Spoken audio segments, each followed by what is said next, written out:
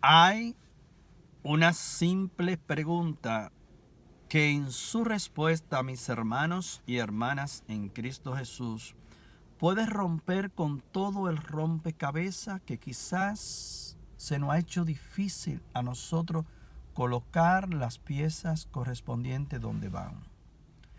Nosotros no podemos realizar las cosas del Espíritu si desconocemos al mismo tiempo el proyecto salvífico de lo que es el poder del Espíritu Santo en medio de su pueblo.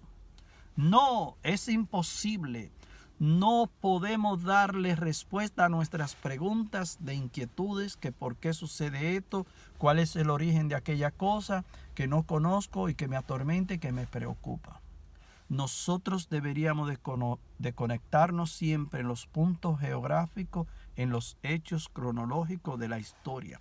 Conocer, formarnos. ¿Por qué el viento sopla? ¿Por qué el viento sopla? ¿Por qué tenemos un nuevo día? ¿Por qué sale el sol? ¿Por qué cae la lluvia? Todo tiene una razón en el plan de Dios. Las cosas no suceden solas como si fueran automáticas. Porque si fuera así, entonces nosotros pudiéramos decir, somos materia, no hay nada por qué preocuparse. Como somos materia, podemos vivir en el bien y en el mal, y ambas cosas son iguales.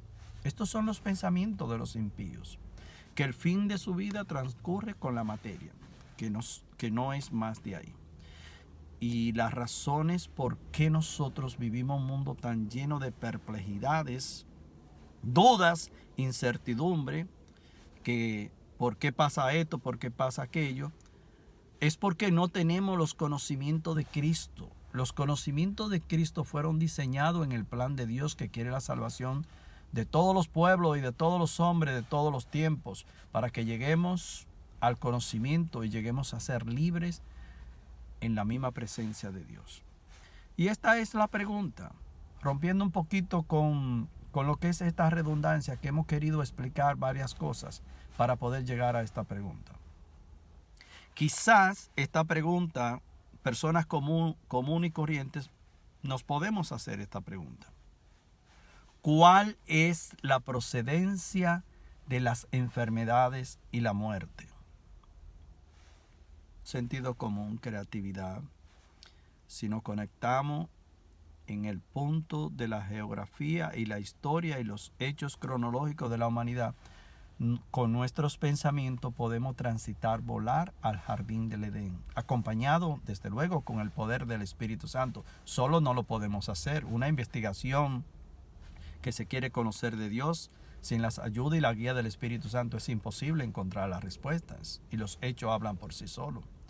Allí, mis hermanos, dio origen y causa con lo que fue la desobediencia de Adán y Eva. Por este acto de desobediencia entró la muerte al mundo y entraron todas las enfermedades. Y este mal ya lo vemos prefigurado en el caso de Caín y Abel, cómo Caín cruelmente mató a Abel, que representa a ese hombre bueno, a ese hombre que quiere hacer las cosas bien y que quiere dar lo mejor de sí para Dios, porque reconoce que es la mejor opción. Y sin embargo, Caín no reconoció.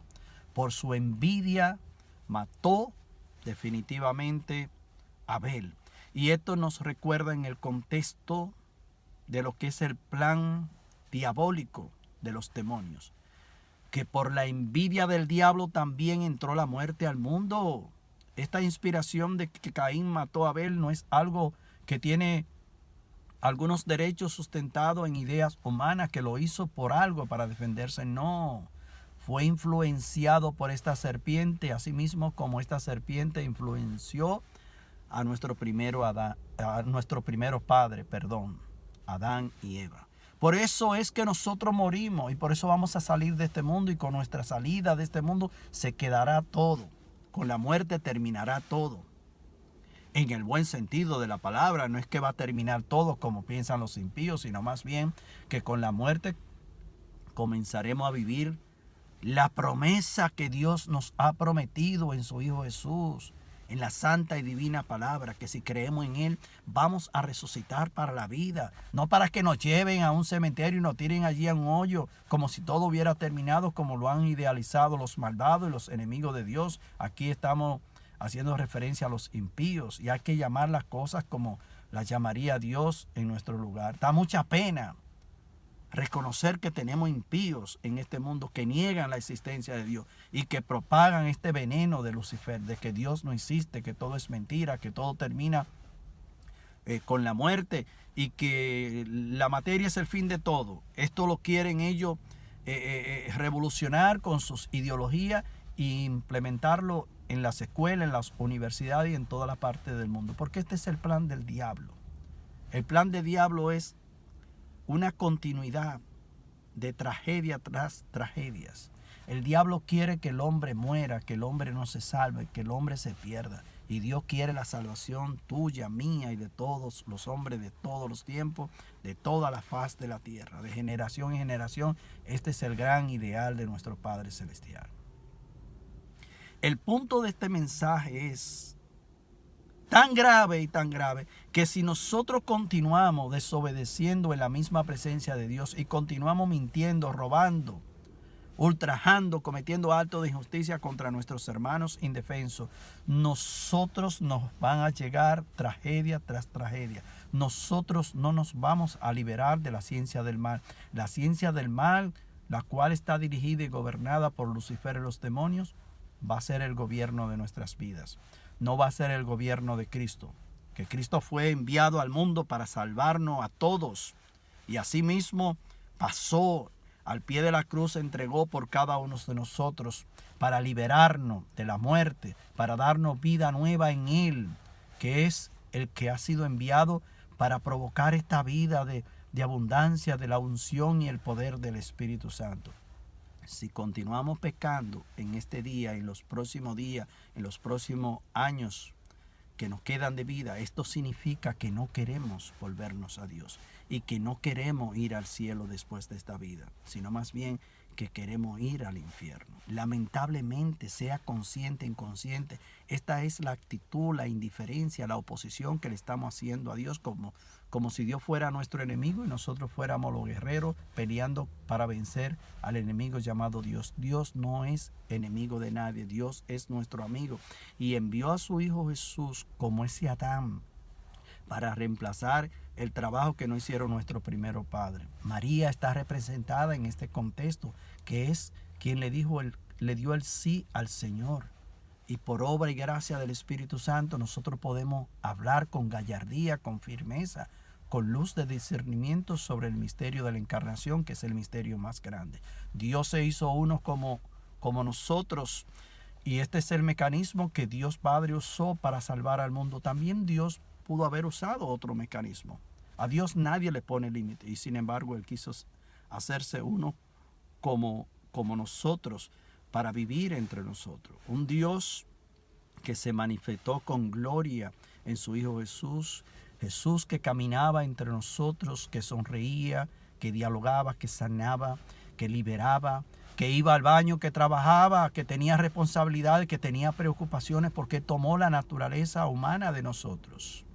Y sin embargo, en su naturaleza divina, realmente fue inocente, porque no se le halló pecado. Más bien Él se entregó una vez más por cada uno de nosotros. Aquí es donde está el punto de este mensaje. O somos generosos y vivimos con un espíritu de gratitud en la presencia de Dios, o nos quedamos del lado del enemigo de Dios, que es más bien no solo el demonio, sino el mundo y la carne, que nos quieren llevar a sí mismos por sendero de tiniebla para robarnos la luz de nuestro Salvador. Jesús, que es la luz del mundo, nos llama para que podamos reconocerlo, que Jesús, el Señor, es la luz que vino para iluminarnos a todos, para que no viviéramos en tinieblas. Y nosotros sabemos, por último, que la primicia amada por Dios y elegida por Dios, el pueblo de Israel, el Padre envió a su Hijo Jesús a ellos para que ellos dejaran el mundo de las tinieblas y abrazaran la luz en la misma presencia del Mesías, el Hijo de Dios. Y sin embargo nosotros sabemos que ellos prefirieron la tiniebla en lugar de la luz. Alabado y bendecido sea la luz del mundo, nuestro Salvador, Cristo Jesús. Amén.